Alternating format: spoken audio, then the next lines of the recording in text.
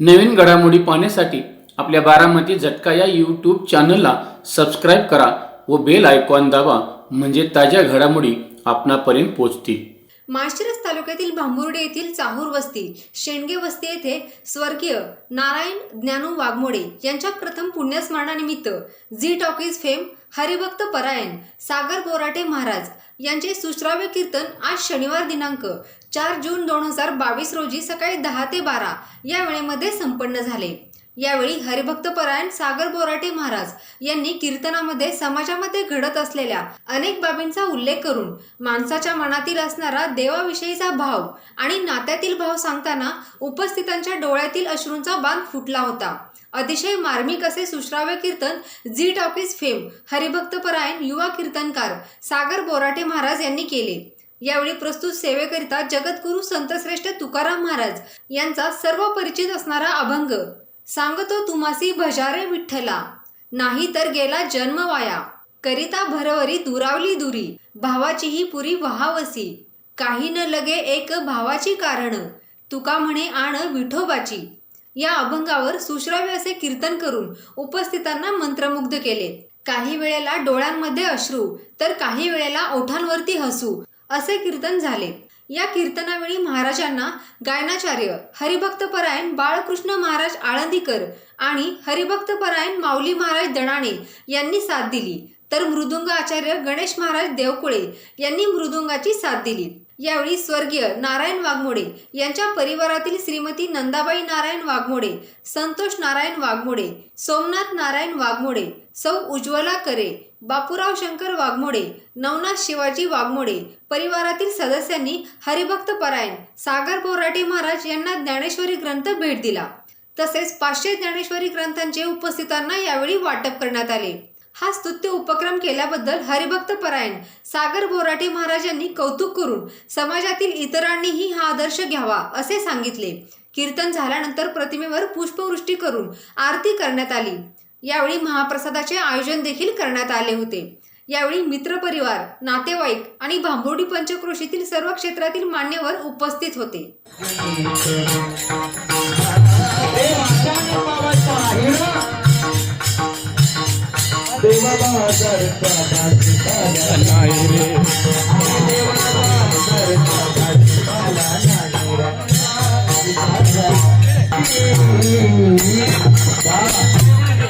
काही लगे भावाची कारण देवाला भाव आवडतो इतकं तुम्हाला तुकारामाने भावी तुकारामाने भावी प्रेमे देवे आकारा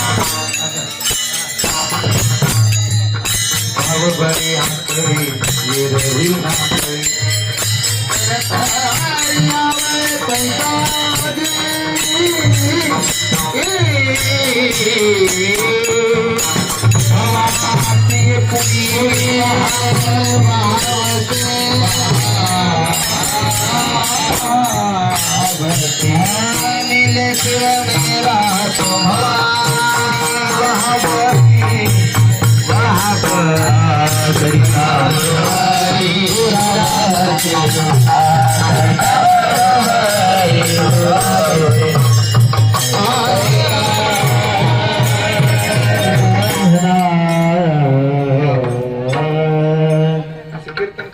समय सूचकतेचं भान ठेवलं पाहिजे.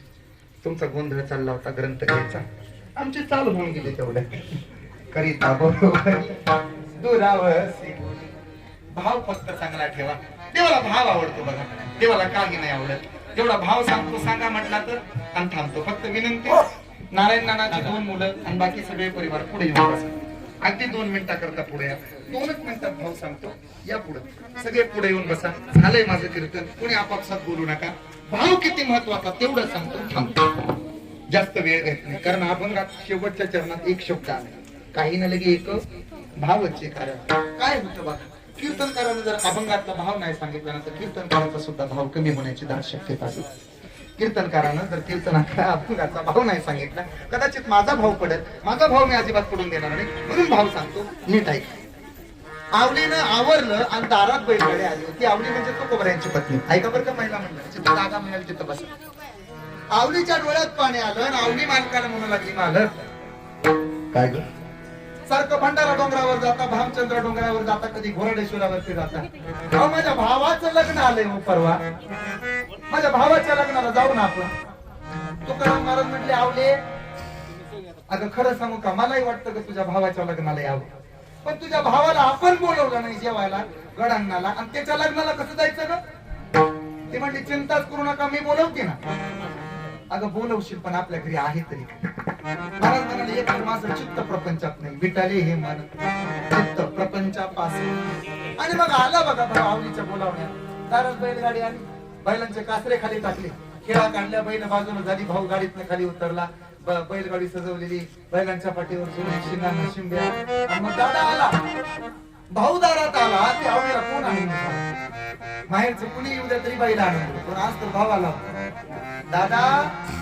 आणि धावत गणपतीनं आणि डोक्यावरचा पदर फटकाच होता पण सावरला झोपडी होती आणि तुकोबारांचं घर सांगू घर चंद्रमौळी आणि चुलीवरी हराळी चुलीवर हराळी उगवली होती काय गरीब असं तुकाराम महाराजांचं नाव हा बोराटे महाराज जपतोय लोकांचं कशाला सांग आमची भाकरी त्यांच्या जीवावर ज्ञानोबा तुकोबा नसते तर आमच्या पाया कुत्र सुद्धा पडले ते रेल्वेत सुद्धा ते पेटी वाजवून गळ्यात ढोलक वाजवून चांगलं म्हणतं दीदी तेरा म्हणतात नाही वाजवून आमच्यापेक्षा चांगलं गातं त्याच्या लोक पाया पडत नाहीत आमच्याच का पडतात आम्ही ज्ञानोबा तुकोबाचे आमच्या का पाया पडत नाही तर आमचा अधिकार अजिबात नाही इतका सुद्धा चांगला खरं सांगू तुम्हाला पण फक्त ज्ञानोबा तुकोबाची भाकरी आहे आम्हाला म्हणून सरळ धाव आमच्या पाया पडत त्याची जाणीव आहे आम्हाला आम्ही ज्ञानोबा तुकोबाची लेकर आला भाऊ दारात आवडीच्या घरची गरीबी आहे का मालकाला सांगते मालक पाया पडते हो पण डोंगराव जाऊ नका जेवण्यावर जेवायला बसा 2 घास वाढते तुकाराम महाराज थांबायला तयार नाही पांडुरंग पांडुरंग पांडुरंग पांडुरंग पांडुरंग पांडुरंग पांडुरंग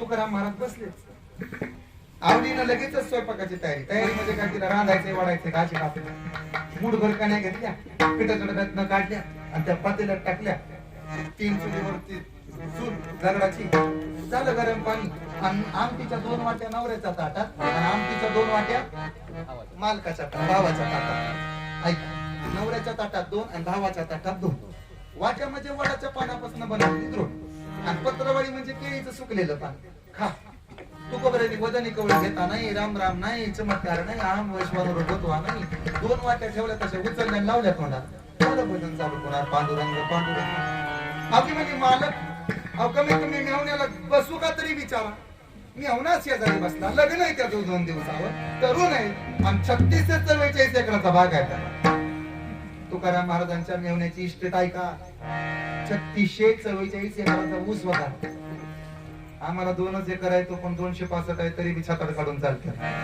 त्याला बी पेटवल्याशिवाय कारखाना नेत नाही कशाला अहंकार करतात 3644 एकर ऊस अरे जन्माला आलो त्या दिवशी आमच्या गावाला पेढे वाटले ना ते पेढे दिले आपल्याला कोणी छोट्या बाळाला कोण देते पेढे आणि मेल्यानंतर लाडू घालतात आजच्या दिवसाला खाता येतात ना लाडू कशाला करावं आपण तरी करावा सांगू तुम्हाला जन्म दुसऱ्याने दिलाय नाव दुसऱ्याने ठेवलं शाळेत तिसऱ्याने पाठवलं लग्न दुसऱ्याने लावून दिलं मेल्यानंतर शेवटच्या अंगावर सुद्धा दुसरे घालतात उतरायला सुद्धा दुसरेच असतात आणि पेटवायला सुद्धा दुसरेच आहेत ना ऐका पुढं महाराजांचं भजन थांबवलं की महाराजाला राग यायचा आवडे कशाला भजन थांबवतेस का अहो पण तुमच्या मेवण्यानं अजून वाटीला तोंड लावलं नाही मग तुझा भावन तू बघ ना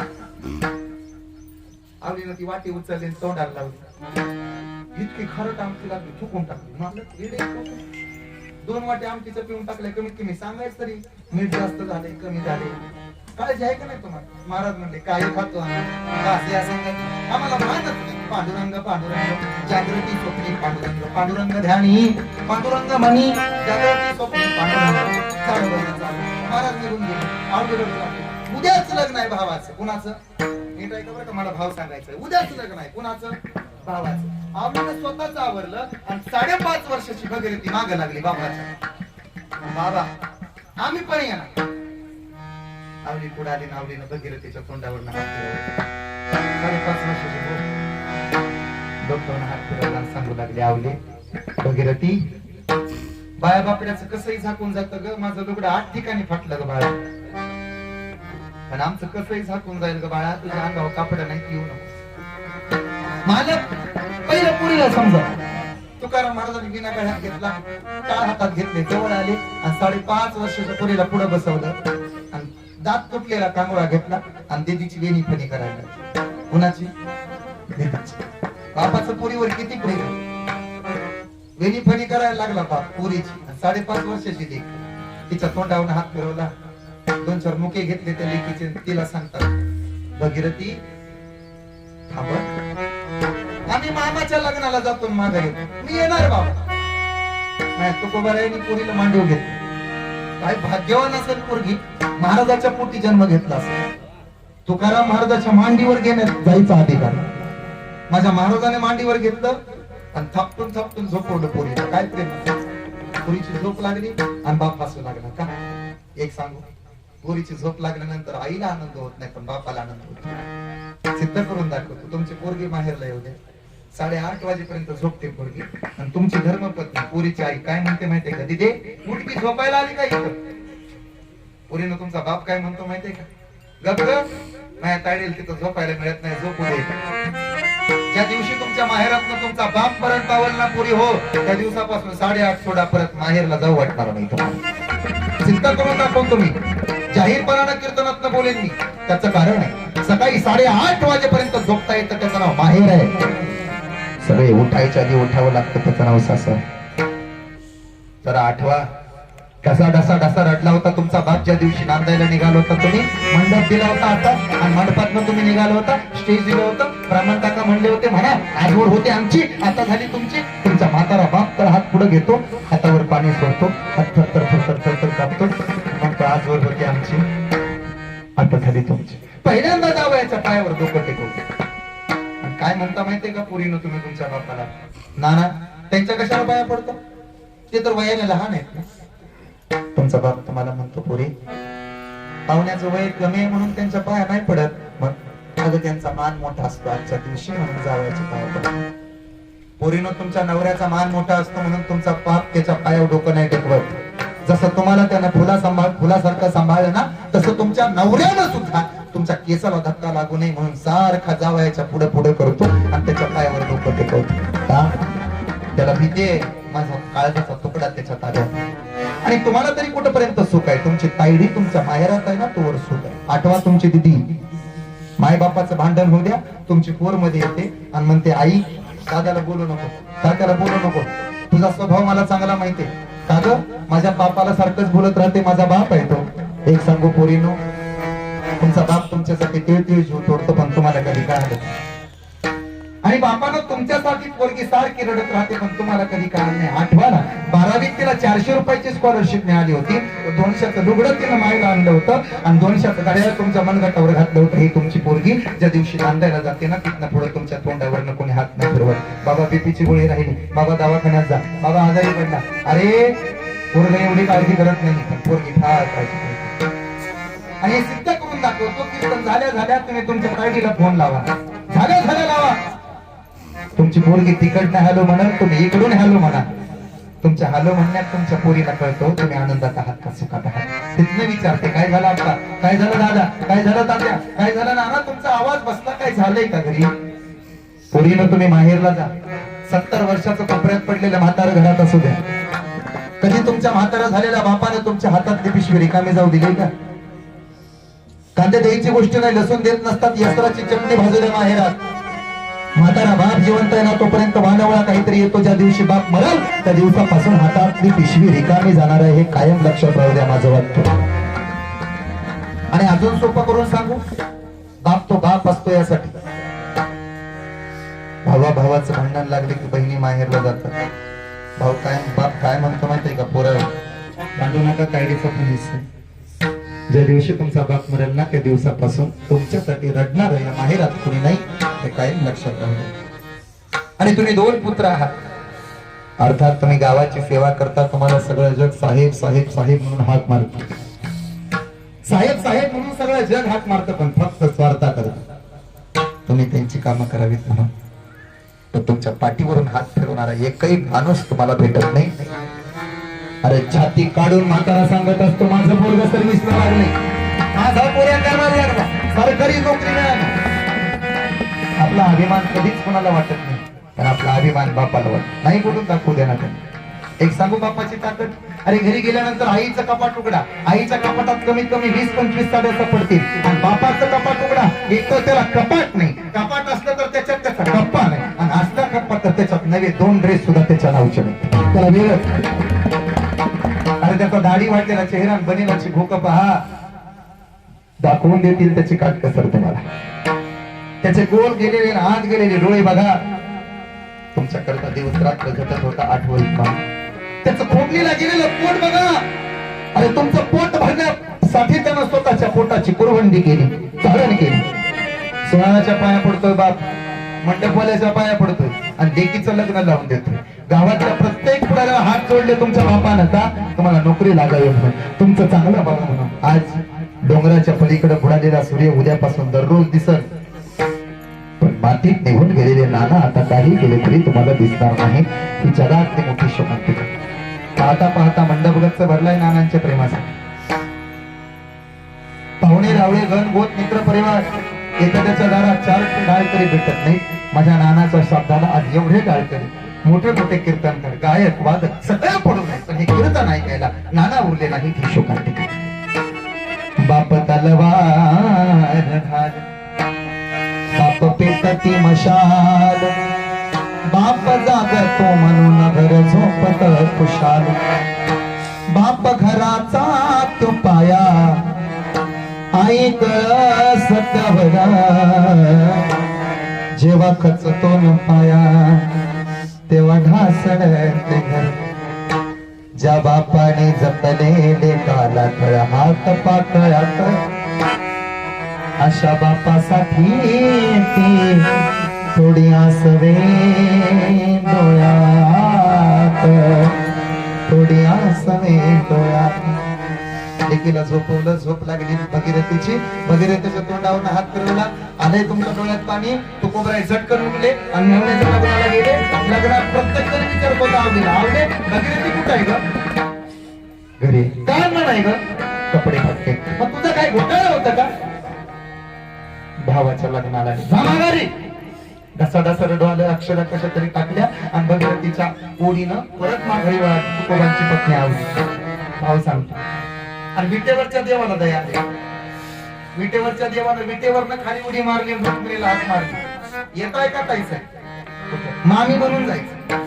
कुणाच्या घरी तुकाराम महाराजाच्या घरी बंगल्यावर बोलावं तुकाराम महाराज येत आले नाही बरोबर मोडकेच घर तुटकेच छप्पर देवाला देव घर नाही तरी देव घरात आहे काय वैशिष्ट्य देवाला देव घर नाही तरी देव घरात आहे देव आला हो कुणाला भेटायला भगीरथीला भेटायला दरवाजा वाजवला झोपलेली भगीरथी जागी झाली महादाना दरवाजा उघडला बघतात दारात कोण मामा आवडीच्या भावाचं रूप घेतलंय देवानं अंधारात भगीरथी झोपलीस का ग नाही मामा अरे पण मामा तुझं लग्न आहे ना तू इथं कसं काय आला अगं भाची नाही लग्नाला मला थांबू वाटेल का मामा तू कशाला आला हे बघ कपडे घेऊन आले हिऱ्यानं सजवलेला ड्रेस भगीरथीच्या अंगावर घातला हिऱ्यानं सजवलेला ड्रेस महाराच्या अंगावर घातला तुकोबऱ्यांची पोरं अशी चमकायला लागली झकमक चमकायला लागली देव जरा वेळ थांबला आणि देव म्हणा मी माघारी जातो तुमची मामी वाट बघते कुठं पावले उभं राहिली ना तिथं तुमची मामी वाट बघते मला जावं लागतं मामा निघून गेला आणि आवडी पळत पळतच घरी आली दरवाजातनं बाहेर बघते तर झोपडीतनं प्रकाशच प्रकाश बाहेर येतो दारात आत बघितलं डोकावलं तर भगीरथीनं नवा कोरा ड्रेस घातला होता मस्तपैकी हिरे लावलेले त्याला आणि विचारलं भगीरथी अगं हे कपडे कुणी आणले ग अगं आई तू निघून गेली आणि मामा इथं आला काय भाग्यवान असेल भगीरथी मामा इथं आला आणि हे बघ आई मामानं कपडे आणले मामा म्हणले भाची लग्नाला नाही आणि मला करमत नाही मामीने आणलं होतं का नाही मामा एकटाच आला आणि मग आवडीला अवसर आला आवडीला असा पदर घेतला आणि कमराचा कमर पदर खोचला आणि तुकोबारांना म्हणले या मालक रिंग नका. त्यांनी घडला प्रकार बघितला, ते बिना गळ्यात बांबावून गेले, हिराचा ड्रेस पोरांच्या अंगावर, आणि मग आवडीच्या तोंडाचा पट्टा चालू झाला. बघा तुमचा काय इथ्या, काय केलंय तुमच्या त्या इथ्यानं, आणि बघा माझा भाऊ किती चांगला आहे. माझ्या भावानं माझ्या 2 लेकराच्या अंगावर कापड घातली.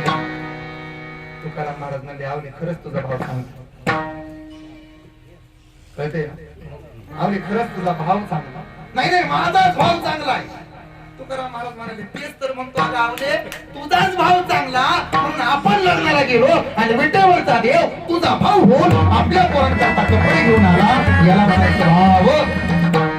काही न लगे एक भावाची कारण त्याच्या खाली 10 रेषा. तुका म्हणे आन विठोबाची तुकाराम